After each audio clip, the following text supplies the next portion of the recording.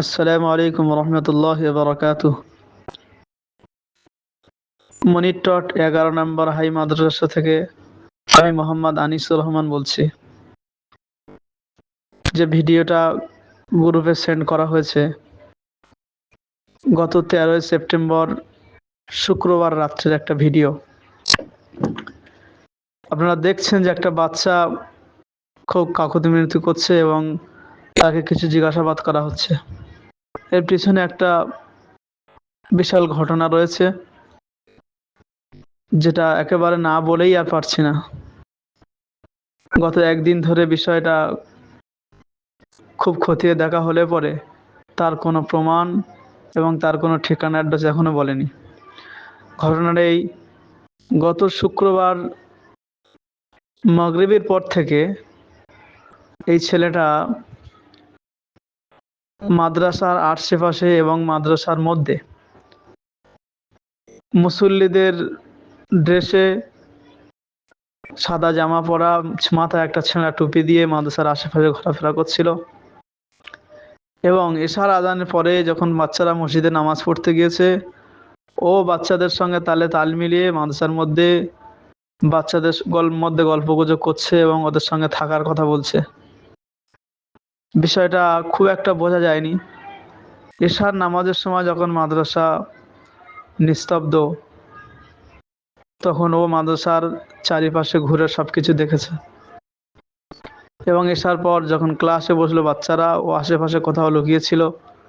আবার বাচ্চাদের কাছে এসেছে, এসে বলছে আমার খিদে লেগেছে, আমাকে দুটো খেতে দাও। এবং বলছে আমার ঠান্ডা লাগছে, আমাকে এখানে থাকতে দাও, আমি এখানে থাকবো, কষ্ট হচ্ছে। তো বাচ্চারা ছোট বাচ্চা, তো ওরা ওকে কম্বল দিয়েছে থাকার জন্য। তখন ও বলছে যে না, আমি রুমের ভিতরে থাকবো, বাইরে থাকবো না। তো বাচ্চারা ওকে থাকতে দেয়নি, ওকে নিয়ে মাদ্রাসার মধ্যে থেকে বাইরে বার করে দিয়ে আসছে। তো যেতে যাচ্ছিল না। যখন ওকে ঠেলে রাস্তার উপরে পার করে দিয়ে এসেছে, তখন দিয়ে বাচ্চারা ফিরে আসছিল মাদ্রাসার মধ্যে। পাগল ভেবে, পাগল রূপ ধরেই ও এসছিল।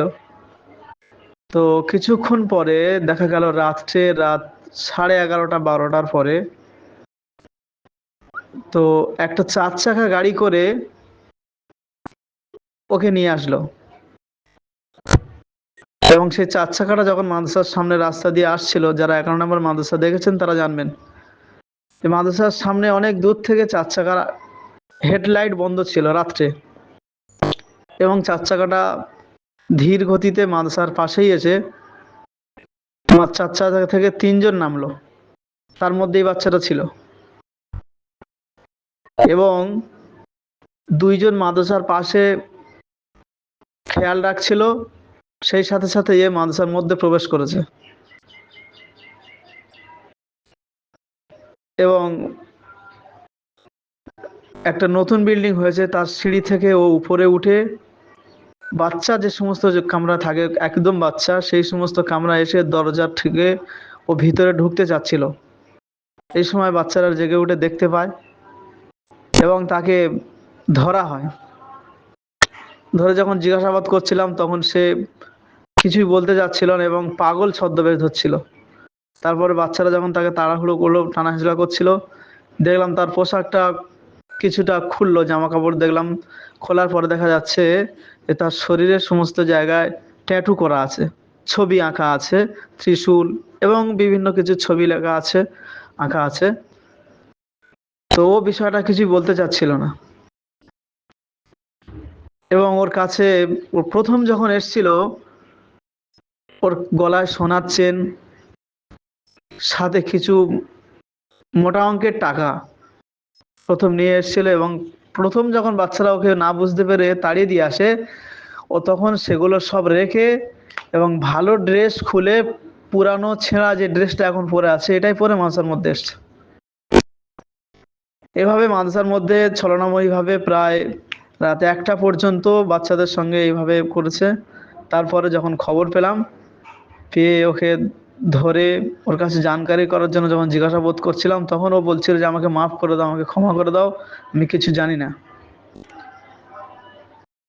এই জন্য গ্রুপের সমস্ত ওলামা হজরতদের কাছে এই বিষয়টা বলছি যে আপনারা বুঝতে পারছেন বিষয়টা কোন দিকে গড়াতে চাচ্ছে। তারপরে মাদ্রাসার আশেপাশের মানুষজন আসলো রাত্রে এবং তাকে জিজ্ঞাসাবাদ করা হলে পরে সে কিছুই বলেনি। অবশেষে সব কথা ভেবে তাকে থানায় ফোন করে পুলিশ ডাকা হলো এবং পুলিশ এসে তাকে নিয়ে চলেও গেল।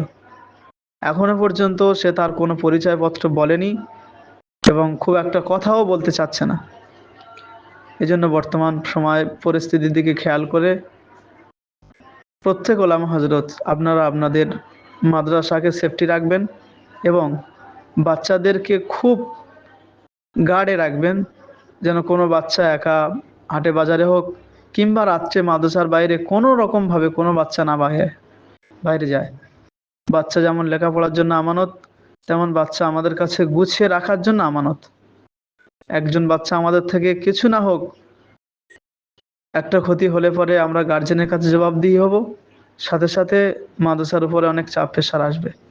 এজন্য আপনারা বিষয়টা কতটা বুঝতে পেরেছেন জানি না, হয়তো ভিডিওটা দেখে আপনারা একটু ছোট্ট কিছু ভাববেন, কিন্তু শুক্রবারের রাত্রের মাদ্রাসার যে ঘটনা, যে পরিস্থিতি আপনারা দেখলে পরে শরীর শিউরে উঠতো, সাথে সাথে চোখের মনের অজান্তে চোখ থেকে পানি এসে পড়তো। বিষয়টা কেমন ভাবে আমি বলতে পেরেছি জানি না, তবে বিষয়টা অত্যাধিক হৃদয় শিউরে ওঠার মতো ঘটনা যেটা মাদ্রাসায় ঘটেছে।